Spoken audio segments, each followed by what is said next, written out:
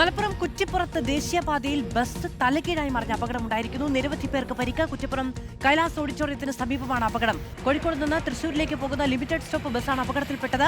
ദൃശ്യങ്ങളാണ് നമ്മൾ കാണുന്നത്. സോണൽ കൃഷ്ണ വിവരങ്ങളുമായുണ്ട്. സോണൽ, അവിടെ ഫയർഫോഴ്സ് അടക്കം എത്തിയിരിക്കുന്നു. എങ്ങനെയാണ് ഈ അപകടമുണ്ടായത്? വാഹനം മറിഞ്ഞു കിടക്കുന്നത് നമുക്ക് കാണാൻ കഴിയുന്നുണ്ട്. കോഴിക്കോട് നിന്ന് തൃശ്ശൂരിലേക്ക്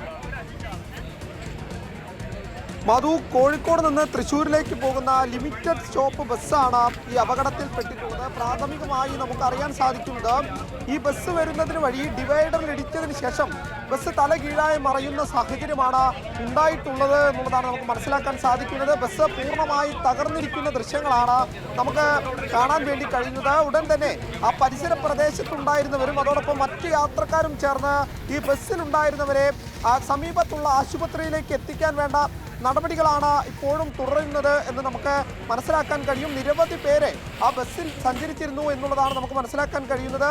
ഈ സംഭവം അറിഞ്ഞ ഉടൻ തന്നെ തിരൂരിൽ നിന്നും മലപ്പുറത്ത് നിന്നും എല്ലാം തന്നെ ഫയർഫോഴ്സ് യൂണിറ്റ് ഉൾപ്പെടെ അവിടെ എത്തി രക്ഷാപ്രവർത്തനം നടത്താൻ വേണ്ട നടപടികൾ ആരംഭിച്ചിട്ടുണ്ട്. എങ്ങനെയാണ് അപകടം ഉണ്ടായതെന്ന് സംബന്ധിച്ച വിവരങ്ങളുണ്ടോ? അവിടെയുള്ള ആളുകൾക്കൊക്കെ എന്താണ് പറയാനുള്ളത്?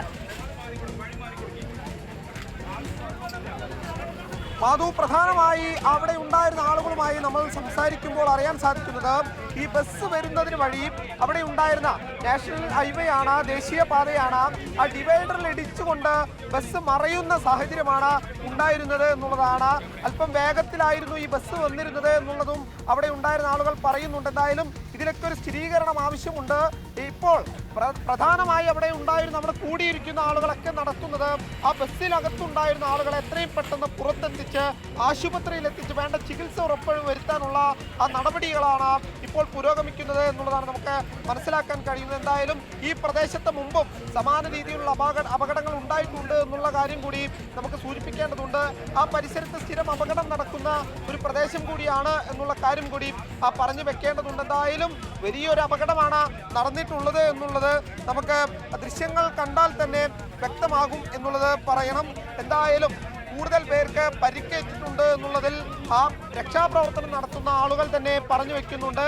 എത്രയും പെട്ടെന്ന് കോട്ടക്കലിലുള്ള ആശുപത്രികളിലേക്കും അതോടൊപ്പം വളാഞ്ചേരിയിലുള്ള ആശുപത്രിയിലേക്കും കുറ്റിപ്പുറത്തുള്ള ആശുപത്രിയിലേക്കുമാണ് ഈ വാഹനത്തിനോടൊപ്പം അതിന്റെ തൊട്ടടുത്തൊരു ഒരു കാറ് കൂടി അങ്ങനെ തന്നെ അപകടത്തിൽപ്പെട്ട് കിടക്കുന്നുണ്ടല്ലോ. അപ്പോൾ ഈ വാഹനം മറിഞ്ഞ സമയത്ത് വന്ന് മറ്റു വാഹനങ്ങളിൽ ഇടിച്ചോ?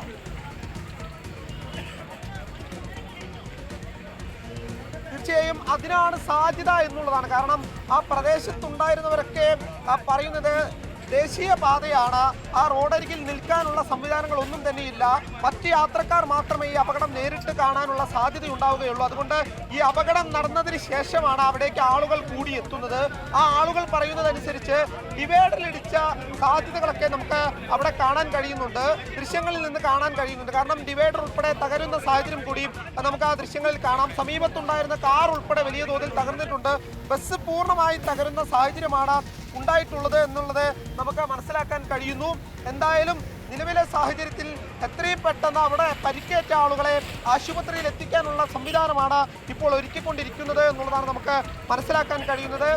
പ്രധാനമായി പറയേണ്ടത് കോട്ടക്കലിൽ വിദഗ്ധ ചികിത്സ ഒരുക്കാൻ വേണ്ട സംവിധാനങ്ങളുണ്ട്, ആശുപത്രികളുണ്ട്. അതുകൊണ്ട് ഇപ്പോൾ കുറ്റിപ്പുറത്തും വളാഞ്ചേരിയിലും എത്തിച്ച ആളുകൾക്ക് വിദഗ്ധ ചികിത്സ ആവശ്യമെങ്കിൽ അവരെ കോട്ടക്കലിലേക്ക് മാറ്റി വിദഗ്ധമായിട്ടുള്ള ചികിത്സ നൽകാൻ വേണ്ട സംവിധാനങ്ങൾ ഒരുക്കും എന്നുള്ള കാര്യം കൂടി പറയുന്നുണ്ട്. ജനപ്രതിനിധികൾ ഉൾപ്പെടെ ഈ അപകടം നടന്ന സ്ഥലത്തേക്ക് എത്തുകയാണ്. നിലവിലെ സാഹചര്യം അനുസരിച്ച് അത്രയും പെട്ടെന്ന് ഡിവൈഡറിൽ ഇടിച്ച ഒരു വാഹനം, അതും അത്രയും വലിയൊരു ബസ് തലകീഴായി മറിയണമെങ്കിൽ ബസ് പൂർണ്ണമായും തകർന്ന അവസ്ഥയിൽ കൂടിയാണ്. തീർച്ചയായിട്ടും അത് ദേശീയപാതയാണ്. അതുകൊണ്ട് തന്നെ വലിയ വേഗത്തിൽ പോകാനുള്ള സാധ്യത കൂടി നമുക്ക് പരിഗണിക്കേണ്ടതുണ്ട്. കാരണം ദേശീയപാത ആയതിനാൽ എത്രയും പെട്ടെന്ന് മത്സരയോട്ടങ്ങൾ ഉൾപ്പെടെ നമ്മൾ കണ്ടിട്ടുള്ളതാണ്. ലിമിറ്റഡ് ബസ്സുകൾ തമ്മിൽ KSRTC ബസ്സും ലിമിറ്റഡ് ബസ്സുകളും തമ്മിൽ പലതവണ ഇത്തരത്തിൽ മത്സരയോട്ടങ്ങൾ ഉൾപ്പെടെ ഉണ്ടായത് നമ്മൾ കണ്ടതാണ്. അതിനുമായി ബന്ധപ്പെട്ട പലതരത്തിലുള്ള അപകടങ്ങൾ നടക്കുന്നത് നമ്മൾ കണ്ടതാണ്. അത്തരം എന്തെങ്കിലും സംഭവങ്ങൾ ഉണ്ടായിട്ടുണ്ടോ എന്നുള്ളത് ഉൾപ്പെടെ പരിശോധിക്കേണ്ടതുണ്ട്. എന്തായാലും ബസ് അല്പം വേഗത്തിലായിരുന്നു എന്നുള്ളത് പ്രധാനമായി പറഞ്ഞു വെക്കേണ്ടതാണെങ്കിൽ